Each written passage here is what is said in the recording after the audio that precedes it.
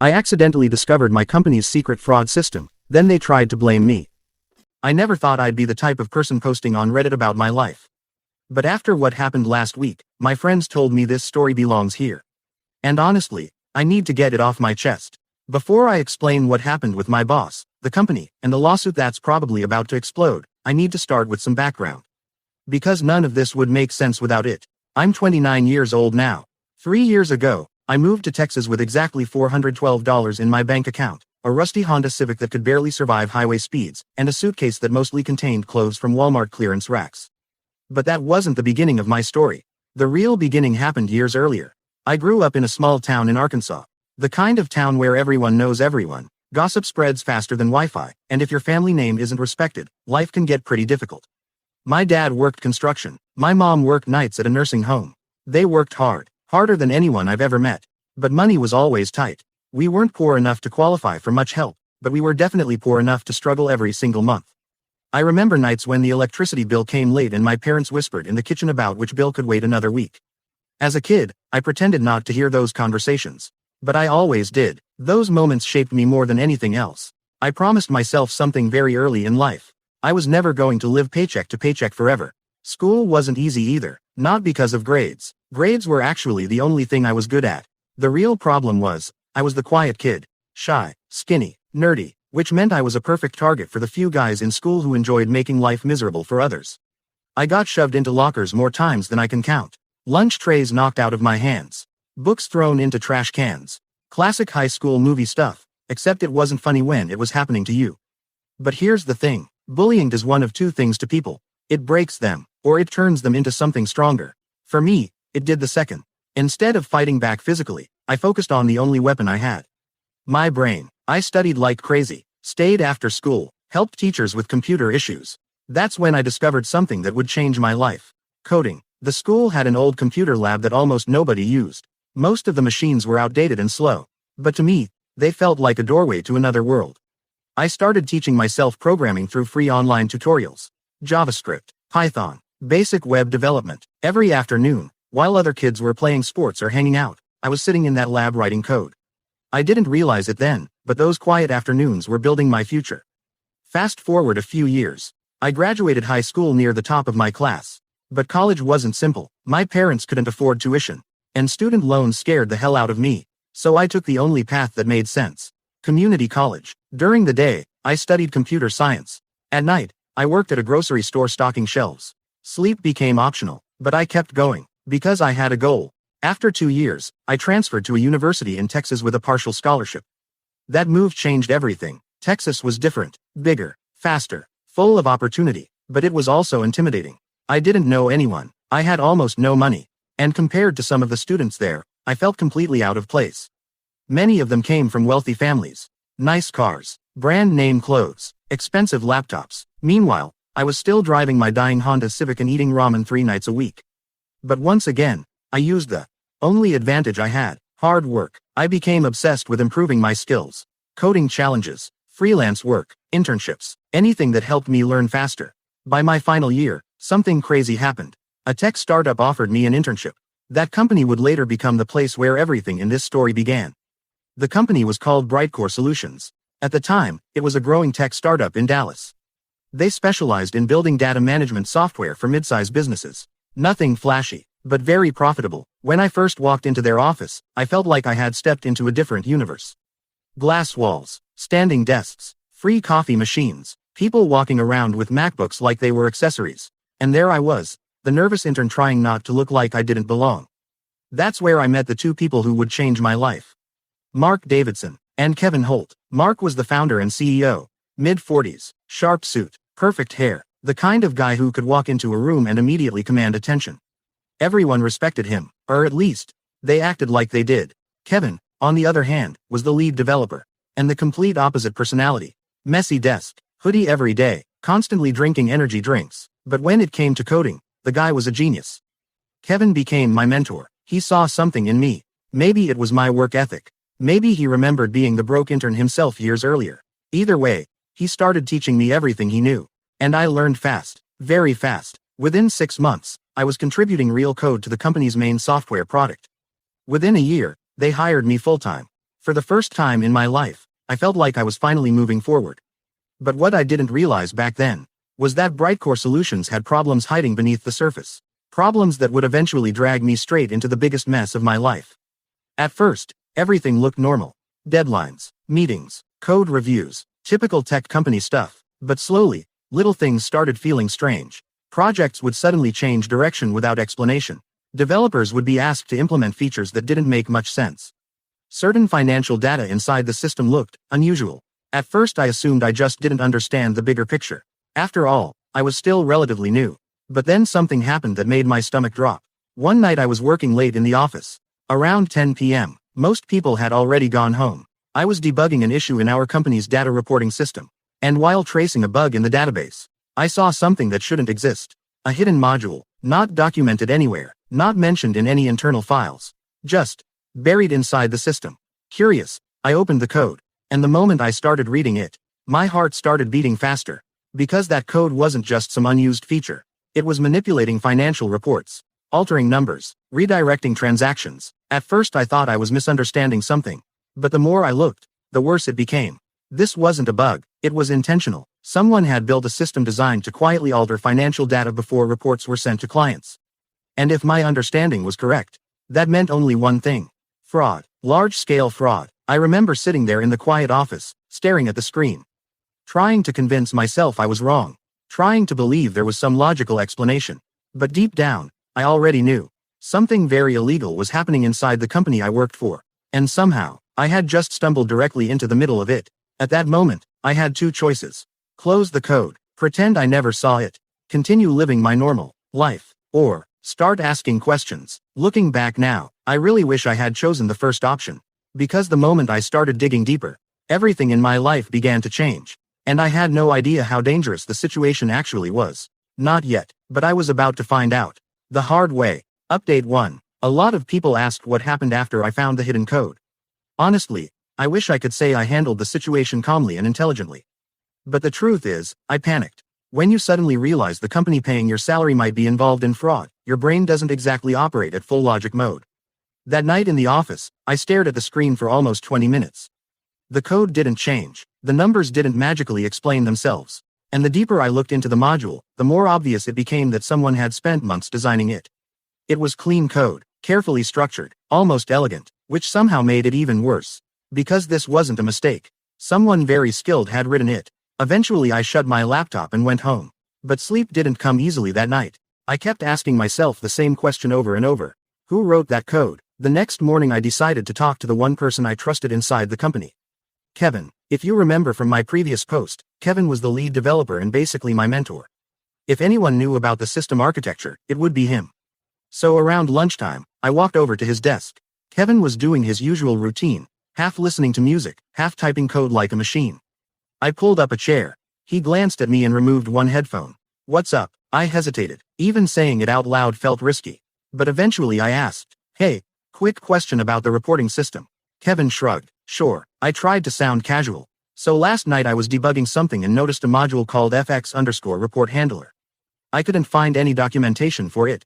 The moment I said that name, Kevin froze. His fingers stopped moving, and for a brief second, something crossed his face. Something that looked a lot like concern.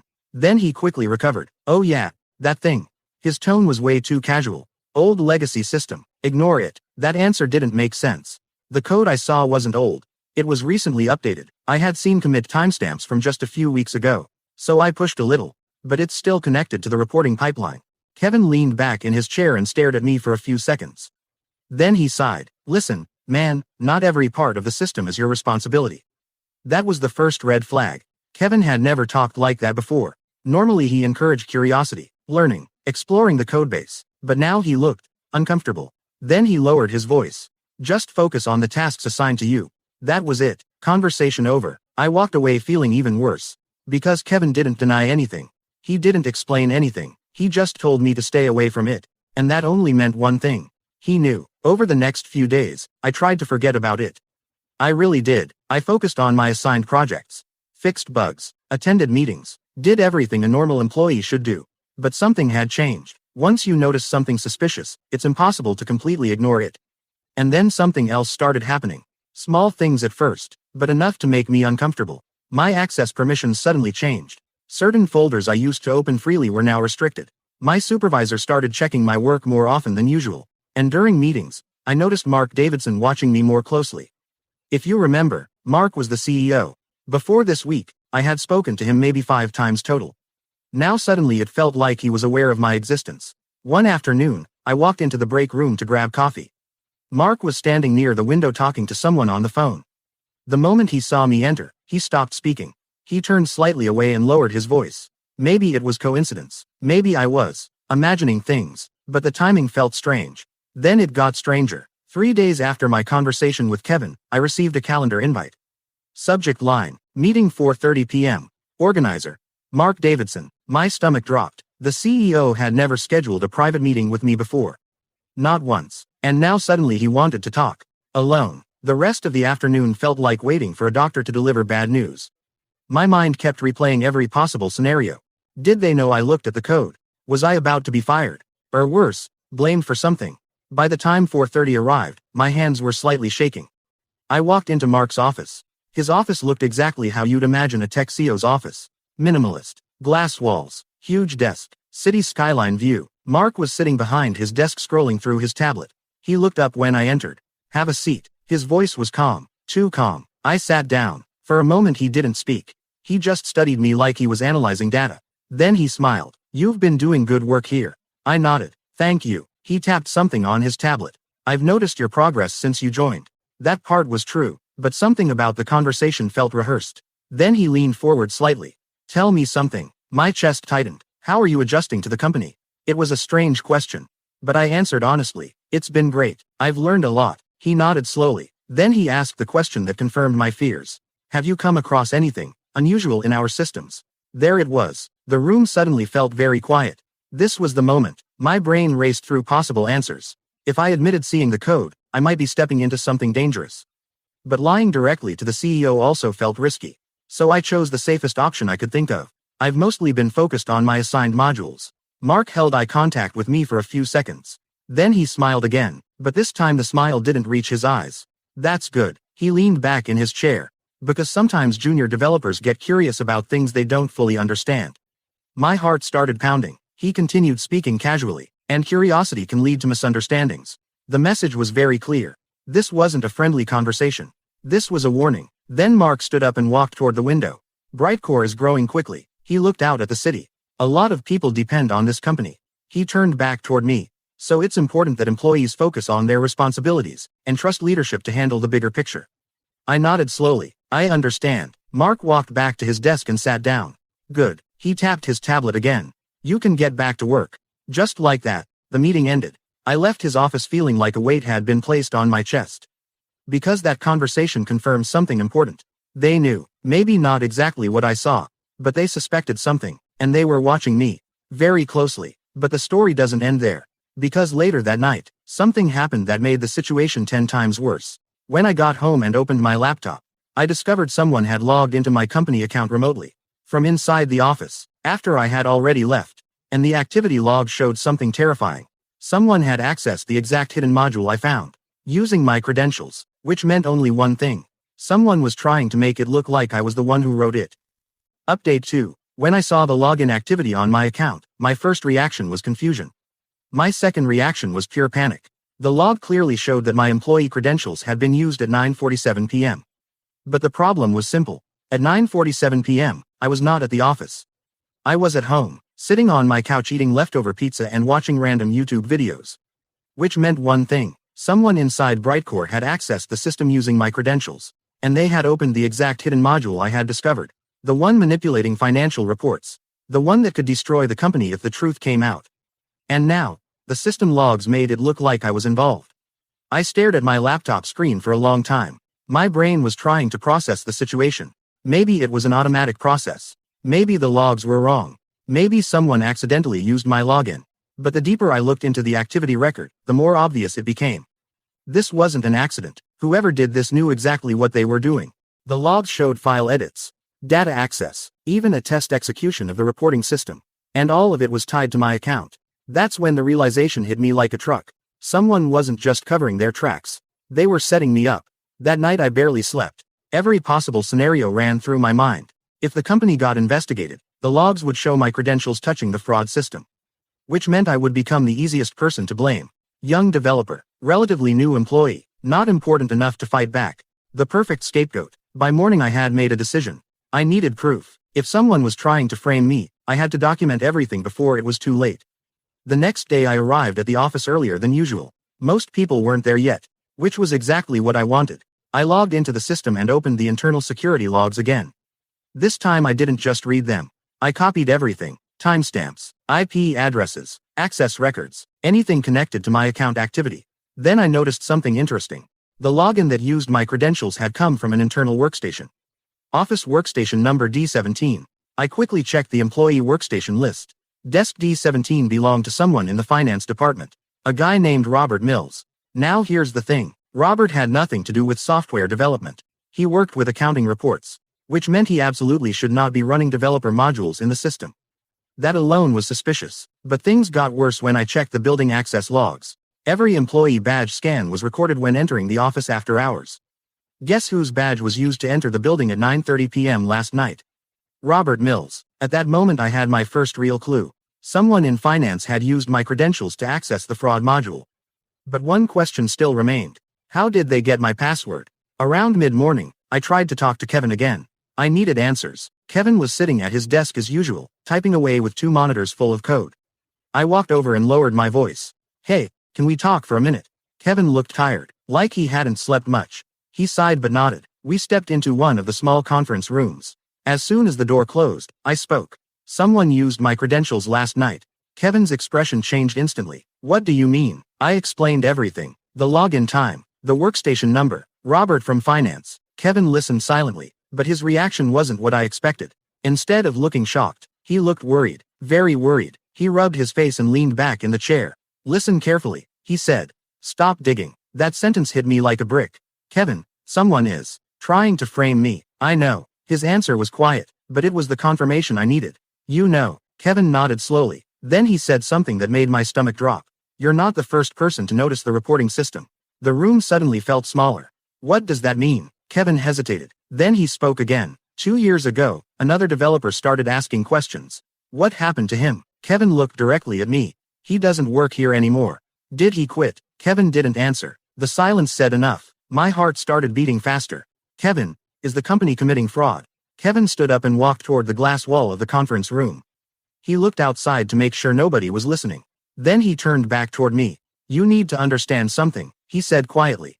This company makes millions every quarter. Some of those numbers aren't exactly accurate. My chest tightened. So the reports are being altered. Kevin didn't say yes, but he didn't say no either. Instead he said something even worse. You think Mark Davidson built this company by playing fair? That sentence told me everything. I sat there in silence for a moment. Then I asked the question that had been haunting me. Why are they using my account? Kevin sighed. Because someone has to take the fall if things go wrong. And you're the newest developer with access to that system. I felt cold. So they're setting me up. Kevin looked at the table. They're protecting themselves. I stood up. This is insane. Kevin grabbed my arm before I reached the door. Listen to me, he said. You need to stop investigating this. Why? Because people who dig into this system don't stay here long. I pulled my arm away. They're already trying to frame me. Staying quiet won't save me. Kevin didn't respond. Instead he said something I'll never forget. If you keep pushing this, you're going to make very powerful people angry. The rest of the day passed slowly. Every email notification made my heart jump. Every time someone walked behind my desk, I felt like they were watching my screen. Around 3 p.m., something happened that made everything worse. An email appeared in my inbox. Subject line, urgent. HR meeting tomorrow morning.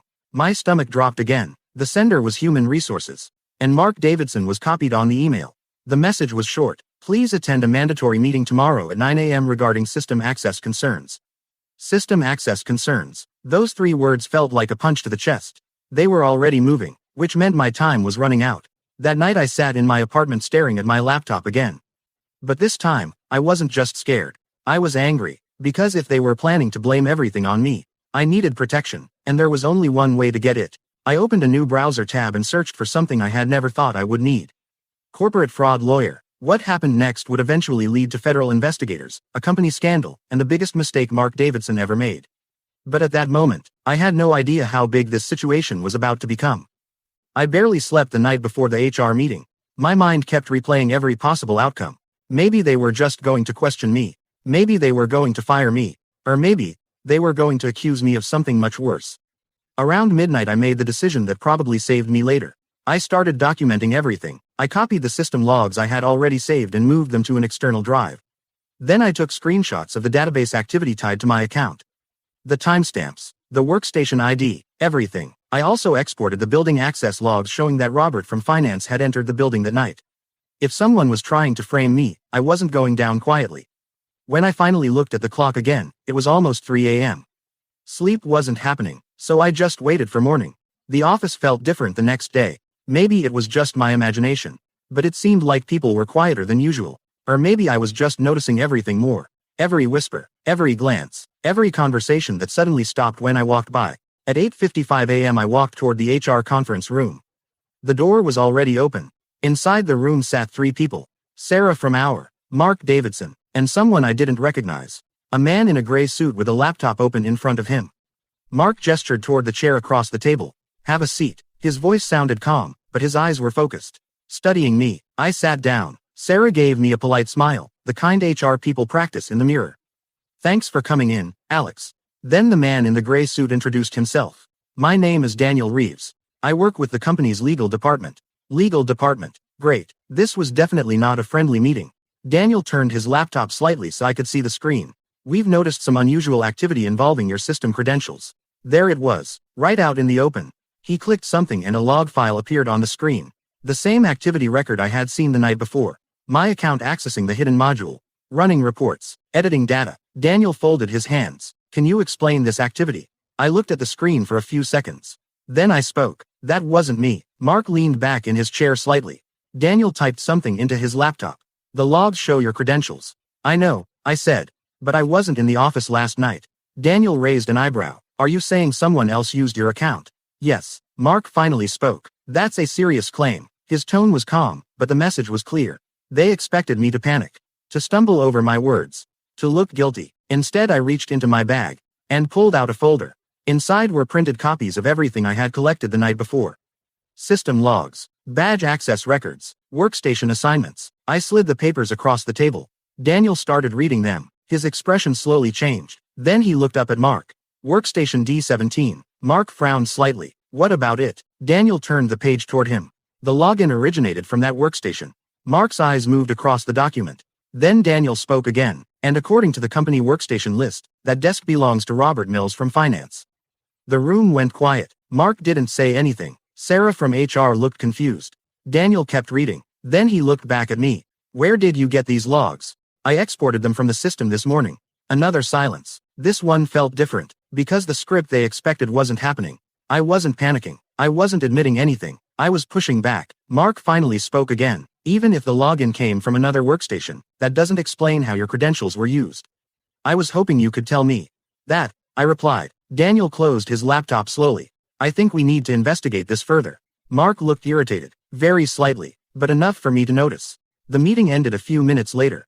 No accusations, no suspension, no firing, just a vague statement from HR saying they would review the situation. But as I walked out of that room, one thing became very clear. They were not expecting me to have evidence. And now their plan had a problem. The rest of the day felt tense. Around lunchtime I noticed something strange. Robert from finance was packing his desk. Boxes, files, computer unplugged. Someone from HR was standing nearby. He looked nervous, avoiding eye contact with everyone. By mid-afternoon his desk was empty. Just like that, gone. No goodbye email, no explanation, nothing. Employees started whispering about it almost immediately. People always notice when someone disappears from the office that quickly. But management didn't say a word. And that silence told me something important. They were trying to clean things up. Fast. Later that evening Kevin came over to my desk. He looked even more stressed than before. You survived the meeting. Barely, I said. Kevin glanced around to make sure nobody was listening. Then he lowered his voice. You shouldn't have pushed back like that. I frowned. They tried to frame me. Kevin rubbed his forehead. You just made this situation 10 times bigger. What do you mean? Kevin leaned closer. Robert didn't build that system. I figured. Kevin nodded slowly. He was just the guy managing some of the financial data inputs. So who wrote the code? Kevin hesitated. Then he looked straight at me. The instructions came from the top. I already knew what he meant. But hearing it confirmed still made my stomach tighten. You mean Mark? Kevin didn't answer. He didn't have to. That night I got home and checked my email. There was a new message waiting for me. The sender was Daniel Reeves from the legal department. The subject line made my heart race again. Follow-up regarding system investigation. I opened the email. The message was short, but the last sentence changed everything. It said, "Until this matter is resolved, please do not delete or modify any files related to your work systems. This includes personal copies of company data." I read the sentence twice. Then a third time, because if the company's own legal department was telling me not to delete anything, that meant something very serious was happening behind the scenes. And the investigation was no longer just about me. Someone else was starting to look deeper. Much deeper. And when that happened, the truth about Brightcore was eventually going to come out. The only question left was how bad things would get when it did. The email from Daniel Reeves stayed in my mind the entire night. Do not delete or modify any files related to your work systems. That sentence felt strange, because if the company truly believed I was responsible for suspicious activity, the normal move would have been to suspend my access immediately. But they didn't. Instead, the legal department told me to preserve everything. That usually only happens when lawyers expect something bigger to happen. Something like an investigation, or a lawsuit, or both. I sat in my apartment staring at the laptop screen, trying to decide what my next move should be. Kevin's warning kept echoing in my head. You're going to make powerful people angry. But the reality was simple. They had already tried to make me the scapegoat, which meant staying quiet wouldn't protect me anymore. So the next morning I did something that felt terrifying. I contacted a lawyer. Finding a lawyer wasn't easy. I spent 2 hours reading reviews, searching through legal websites, and trying to figure out who actually understood corporate fraud cases. Eventually I found someone in Dallas who specialized in whistleblower and corporate litigation. Her name was Lisa Carter. Her office scheduled a consultation for that afternoon. Walking into a law office felt surreal. I had never needed a lawyer before. But the moment I sat down and started explaining the situation, Lisa's expression became very serious. She asked detailed questions about the system logs, about the hidden module, about the HR meeting, and especially about the email from the company's legal department. When I finished explaining everything, she leaned back in her chair and crossed her arms. You did the right thing by documenting everything. That was the first reassuring sentence I had heard all week. Then she asked something important. Do you still have copies of the logs? Yes. Good. Keep them safe. She paused before continuing, because if what you're describing is accurate, this could be a major corporate fraud case. Hearing those words out loud made the situation feel even more real. Lisa opened a legal pad and started writing notes. Then she looked up at me. Did anyone ask you to alter reports or manipulate financial data? No. Did you write any part of the hidden module? No. Did you ever give your password to anyone? Never. Lisa nodded slowly. That helps your position. Then she said something that made my chest tighten. Right now, you're sitting in a dangerous spot. Why? Because companies sometimes look for someone to blame when illegal activity starts getting noticed. I already knew that part. But, she continued, you also have something very powerful. What? Evidence. She tapped the folder containing my printed logs. And if the fraud is real, federal authorities eventually get involved in cases like this. Federal authorities. That phrase made the whole situation feel 10 times bigger.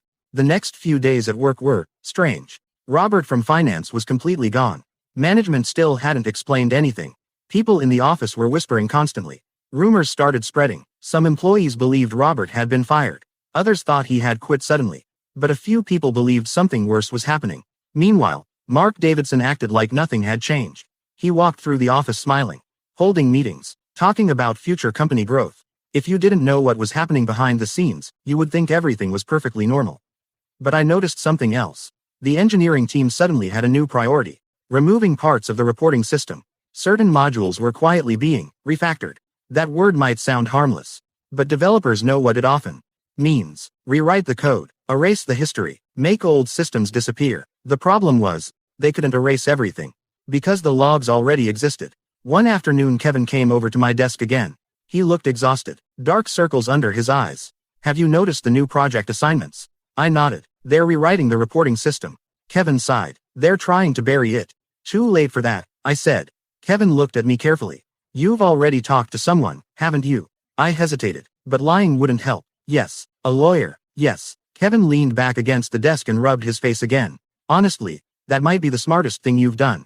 That surprised me. You're not angry. Kevin shook his head. No. Then he looked around the office before lowering his voice. I've known about the reporting manipulation for a while. My stomach dropped. You helped build it. Kevin looked offended. No, but I knew it existed. Why didn't you report it? Kevin laughed quietly. Report it to who? The CEO who ordered it. He had a point. Then Kevin said something that made the situation even darker. You should know something else. What? This isn't just one or two altered reports. He leaned closer. This system has been running for years. Years. Which meant the financial impact could be massive. How much money are we talking about? I asked. Kevin shook his head slowly. I don't know the exact number. But it's enough that if regulators find out. He didn't finish the sentence. He didn't have to. 3 days later something happened that nobody expected. It was a normal Tuesday morning.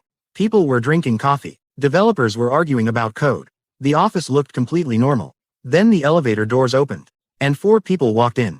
2 men, 2 women, all wearing dark suits. None of them looked like employees. They walked directly to the front desk and showed something to the receptionist.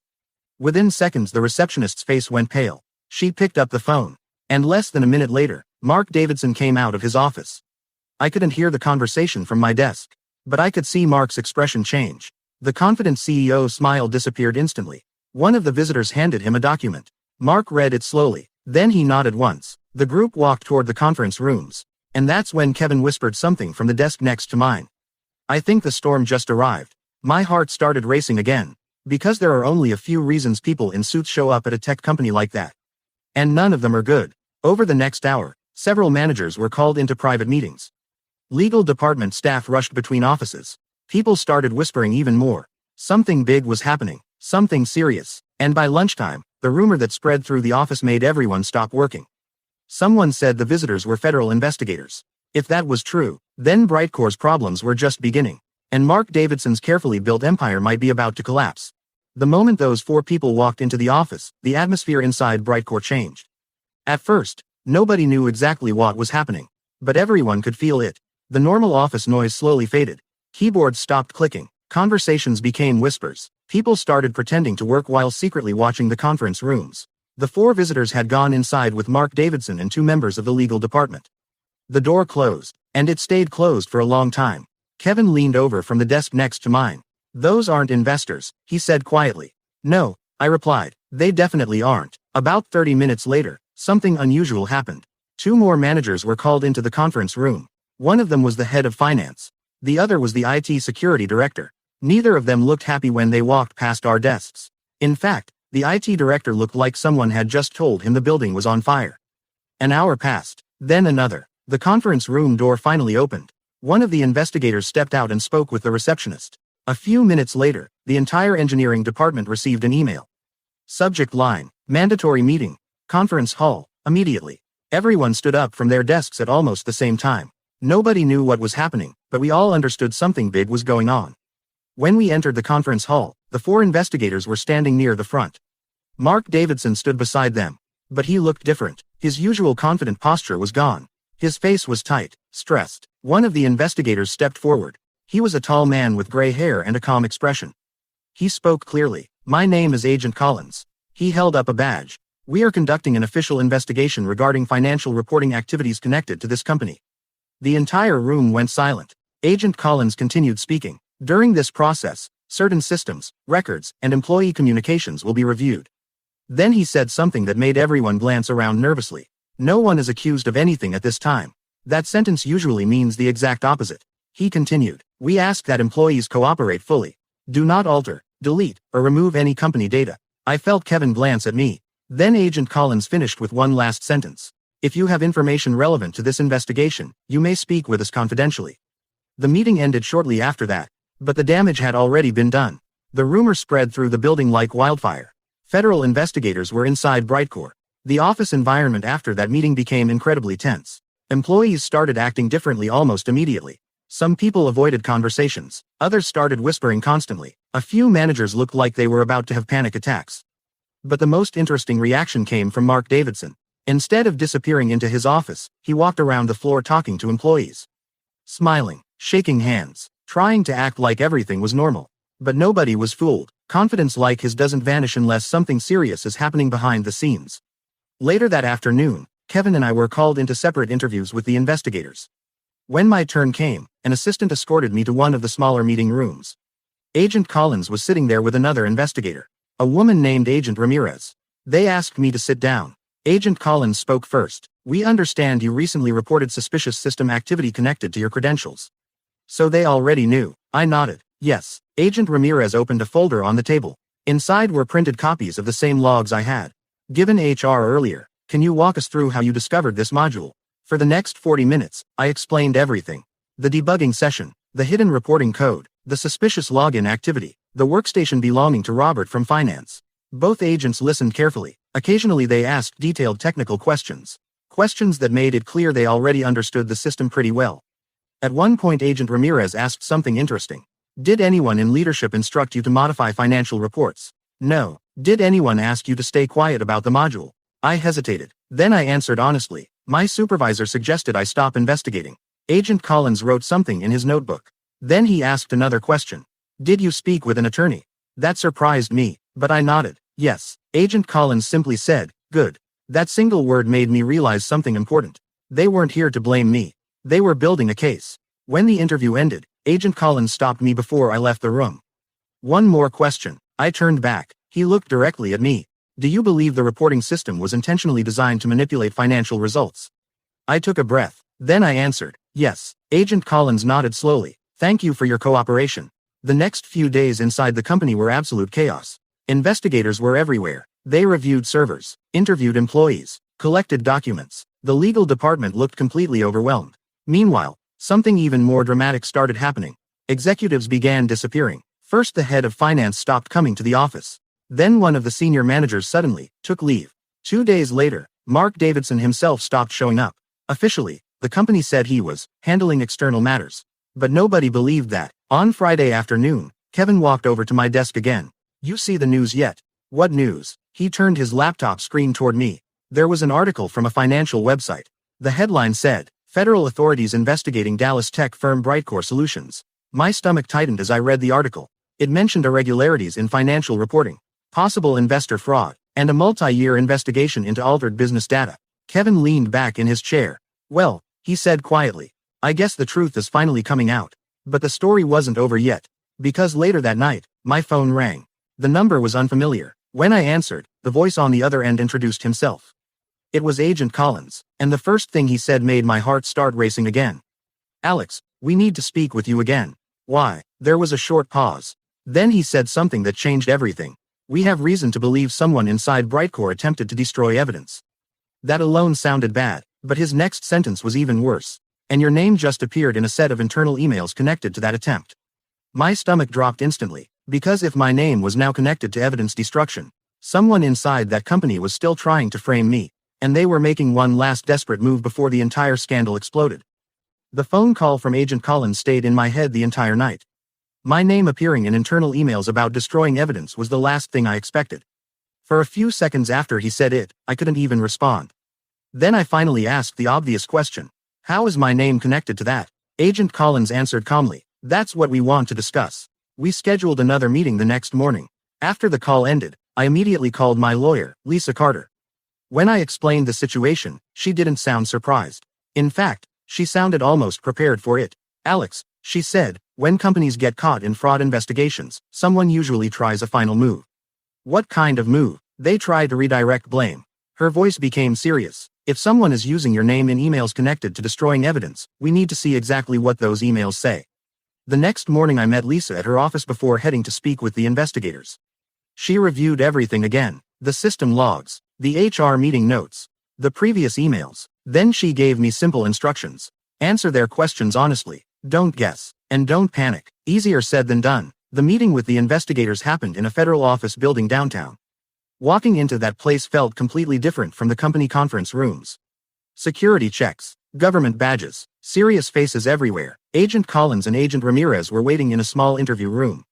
Lisa sat beside me. Agent Collins placed a printed email on the table. Alex, we recovered this from the company's internal email servers. I leaned forward to read it. The sender was someone from the IT security team. The email was addressed to Mark Davidson and 2 other executives. And in the middle of the message was a sentence that made my heart stop for a moment. Alex Turner has access to the reporting module and should be instructed to remove related data before the investigators escalate. My name, right there, connected to deleting evidence. I looked up immediately. I never received this. Agent Ramirez nodded. We know. Lisa spoke next. Do you have the full email chain? Agent Collins slid another document across the table. This time it showed the earlier messages in the thread. And suddenly everything made sense. The first email was written by Mark Davidson himself. It said, "The investigators are asking questions about the reporting system. We need the development team to clean unnecessary modules before they access the servers." The next reply came from the IT security manager. He wrote, "Alex Turner has access to that module." Then Mark responded again, "Good, have him remove it quietly." I felt my stomach twist. They weren't just framing me. They were planning to use me to erase the evidence. And when that failed, they tried to make it look like I was responsible. Agent Collins looked directly at me. "Did anyone ever ask you to delete or modify that system?" "No." "Did you receive any message from Mark Davidson regarding that module?" "Never." Agent Ramirez closed the folder. "That matches the evidence we have." Lisa leaned forward. "So what exactly does this mean for my client?" Agent Collins answered calmly, "It means he's a witness." Those two words felt like a huge weight lifting off my chest. Over the next few weeks the investigation moved quickly. Much faster than anyone expected. Once investigators accessed the company servers, the full picture started to appear. The hidden reporting system had been active for almost 4 years. It altered financial data sent to investors and partner companies. Profits were inflated. Losses were hidden. Millions of dollars had moved through manipulated reports. And the system logs clearly showed who approved the changes. Mark Davidson, the CEO who built Brightcore's reputation. The man who had warned me about curiosity. 3 weeks after my second interview with the investigators, the news finally exploded everywhere. Every major tech news website reported the story. Headlines talked about corporate fraud, investor deception, federal charges, and right in the middle of those articles was the name everyone in our office knew. Mark Davidson. He was arrested early that morning. According to the reports, he had tried to leave the country 2 days earlier. But investigators already had enough evidence. The charges included fraud, conspiracy, and obstruction of justice. Several other executives were also under investigation. The company itself was placed under financial review. Brightcore's stock collapsed almost overnight. Employees were shocked. Some were angry. Others were relieved that the truth was finally out. A few days later I received another phone call from Agent Collins. But this one felt different.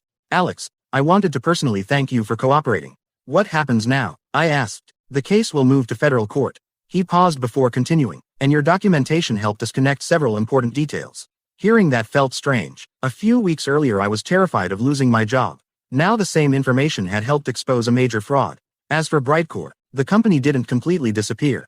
New leadership eventually took over. Several departments were reorganized. A lot of employees left during that period. Kevin was one of them. Before he left, we had one last conversation. He shook his head and laughed. "You know something crazy." "What?" "If you never stayed late that night debugging code, none of this would have been discovered." He wasn't wrong. A random bug search had uncovered a system that changed the future of the company. 6 months later, life finally started feeling normal again. I left Brightcore and joined a different tech company. A much smaller one, but a much more honest one. Sometimes people ask if I regret getting involved in the investigation. The truth is, at the beginning, I was terrified. I thought my career might be over. But looking back now, I'm glad I didn't ignore what I saw. Because the moment you start pretending something illegal is normal, you become part of the problem. And that's not something I ever wanted. So that's the full story. From a random late-night debugging session, to a federal investigation, to the collapse of a company that thought nobody would ever look closely enough. And the strangest part of all, the person they tried to frame, ended up helping bring the entire operation down. Sometimes the smallest mistake exposes the biggest secrets.